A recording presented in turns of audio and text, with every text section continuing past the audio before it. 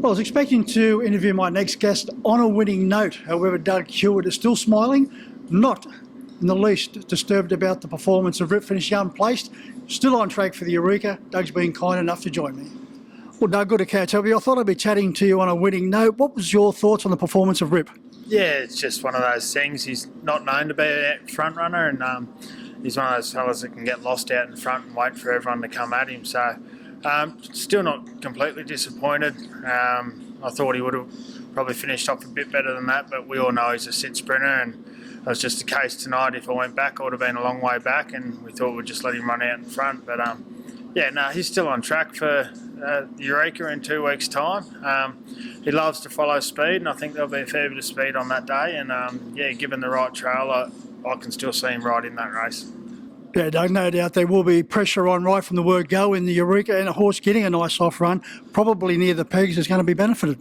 Oh, definitely, and that's what we're sort of basing it on. The draw is going to be massive to see where we end up, and to see who gets put in out of the Singo is going to be another thing as well. So it's going to be a top class field. We all know that. It's probably one of the richest sort of age groups I've ever seen in harness racing. So just to be a part of it's good, but we're also there to compete. Like, we think that we've got a horse that, like we said, given the right trail into that race, can finish off and be right there in the finish. Now, the plus, Doug, is that he's now 3 runs into his campaign, so his fitness level's gone right to where you would like it. Yeah, definitely. And we've based it on that. We just wanted to bring him down here for 3 runs. He'll have next Saturday off and then get ready for the big one. But, after that race, he's still pulled up. His heart's still good. He looks $1 million. So, as I've already spoke to the owner, Wayne, and we knew that it was going to be a struggle out in front tonight. But, we're still ready for the Eureka. Great period of your life as far as driving in a $2 million race, Doug, but you're also going around still playing rugby league. Any thoughts of just backing off over the next 2 weeks, saving yourself from potential injury? Yeah, it's crossed the mind. We're into finals at the minute, and I actually wasn't going to play this year at all, so I made the comeback and got back there, and now we're into finals. It's sort of, it's hard to walk away from.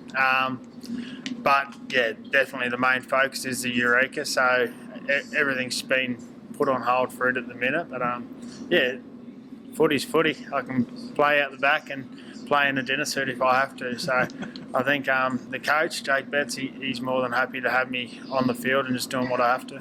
There's been plenty of players over the years in rugby league in particular, first grade, that have played in dinner suits and got away with it.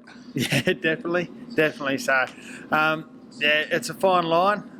Got to be real careful of what we do from here on in. But, I think I should be right. Doug, what is an exciting period of your life the last couple of months? 7 weeks ago, your beautiful wife, Cassie, daughter, Tilly, now the Eureka. Grand final possibilities. It's all happening, as Bill Laurie would say. Yeah, it is. Probably the main thing out of all that you mentioned was the birth of our daughter. She's just been a new lease on life. You just realise how much everything just revolves around her now. So getting out of bed each morning, you know what you're doing it for. And me and Case are forever grateful that we've got a beautiful little girl, and they're both doing well. So everything's looking up. That's all that matters, Doug. You've got a very busy day on Monday. We've got the New South Wales Breeders' Blue Challenge. You've got a very exciting book. In the second event, Our Goat, beautifully drawn in Gate 1, 4 runs for 3 placings. Yeah, he's been a surprise package. He's one that we sort of got in late. Ray Connolly's bred this bloke, and he was out in the paddock for a long time. So he come up, we said we might get him to the trials, see how he handles the gate, and then might back off him again, give him a bit of a spell and bring him in back around Christmas. But every time he goes out on the track, he keeps stepping up. He's been to Menangle once in the bred final and went super there. And I'll find him right in that race. Over to race 3, number 5 Lady Kingsclair. She's a 2-year-old filly, 3 starts for 2 wins, resuming, but you must be pleased with the trials. Yeah, definitely. She's been one of our better fillies. I've got a lot of time for her. She's still working out how to race properly, can over-race, but this time in has been perfect. So I think that's the race that'll suit her, and with not many in the heat, she's only got to beat a few to get through to the final, so that will be the main aim, and then get her ready for 2 weeks' time. Another talented type resuming in race 4. Number 6, Kick the Switch. 4 starts, 3 wins, coming off a big win. Also trolling the place down. Yeah, he's a real nice horse. Same thing, had his setbacks as a young horse, gave him a bit of time. He's had his couple of starts back, come down here for another 2-year-old New South Wales bred race, end up taking that one out in nice fashion. So we've got a lot of time for this horse. I think he'll be right in this series, but I also think he's going to be more of a 3-year-old down the track. Apart from driving for Dad in race 5, you're driving for Darryl Dwyer, Ballaghanoush. Yeah, another nice filly that comes around our way.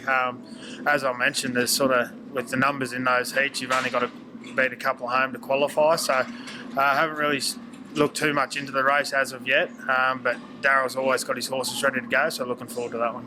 Over to race number 2, Always Lighting. Another one resuming, but Bernie's got this one trolling nicely as well. Yeah, he's a nice little horse. Best thing about him is he does everything right, so that's going to take him a long way as a juvenile. You get your horses that have your hiccups here and there, where he's pretty straightforward. He's never going to set the world alight, but he's always going to be one of those horses that's going to compete in the big races. It would appear Doug Bernie's got his team for Monday's meeting just peaking nicely for their returns to racing in race 9, number 4, Rip and Rip at the same thing. Yeah, we've had to get them all up and get them ready for this, so that's been the main aim why we've got the team at home. So also trialling well, looking probably the best he's looked in a long time. The spell done him great, and hopefully he can come back and resume back where he's in good form from before. Over to the last, and you wrap up with Cash 10, another very talented performer and with very bright prospects. Yeah, he is. He's done a super job at Bathurst since we got him off my sister Jem from up north.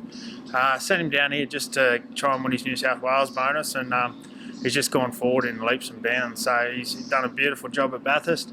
Last start was a little bit disappointing, but he's had a little freshen up and feels super ready to resume. You're sounding pretty confident about Monday's chances. Which one would just appear the best, or is there 1 or 2 we could put in? I really have a lot of time for Kick the Switch and Lady Kingsclair. They're 2 nice juveniles. Our Goat's going to be a nice horse down the track, but at the minute they're probably our pick-em. So Kick the Switch, he's got speed to burn. We'll just have to work out how we drive him. And Lady Kingsclair, if she can keep behaving herself like she has been at the trials and settle in it, I think she's going to be a really nice mare down the track. Doug, just before we wrap up, with the Eureka, where would you like to draw with Rip? Because gauge 1, 2, possibly 3, very tricky from that 2,400 metre. It is. That's going to be a massive part of the Eureka. There's going to be a lot of speed early. Everyone wants to resume positions. I'm guessing a lot of people would think that at some stage Leap to Fame's going to roll forward, so that'd probably be the place to be. But with him, like I said, he's better driven with the sit. So if we just stay out of that early burn, if we can draw as close as we can to the inside, with the inside barriers being taken by the 3-year-old on the mare at the minute, anywhere we can land there, I'll be more than happy with. And as long as we get a trail into it and get our shot late, I'll be pretty confident we'll be in the finish. Doug, all the very best, and thanks for your time. No worries, thank you.